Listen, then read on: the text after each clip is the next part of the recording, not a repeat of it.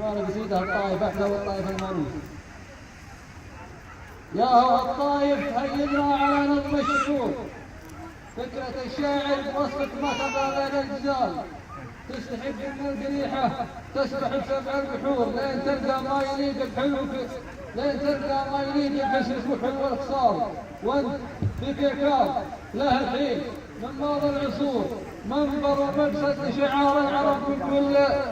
جال، بعد فضل الله بفضله جال الشعر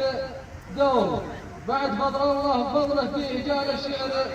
دور، منذ وقت الجاهلية بل مكانه لا يزال يا المصيبة اللي يلاعب جو نفوس الحضور،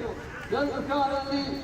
ينسينا التعب والانفعال، انت للصدر الموارث، وانت للخاطر سرور، وانت يا المانوس من ياتيك عنها الهم زال، من فرادك تستطب النفس وانفاسك عطور، ومن جمالك يسكن الليل في رؤوس الجبال،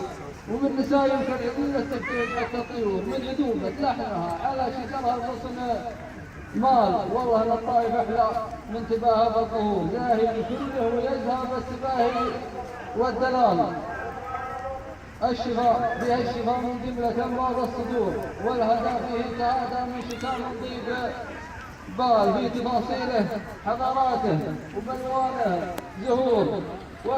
والخيال بمنظره ما يحتمل الله بالخيال، فوق ما يدين جوه والطبيعة والقصور جاورتها الأرض، فوق الأرض وازداد الجمال.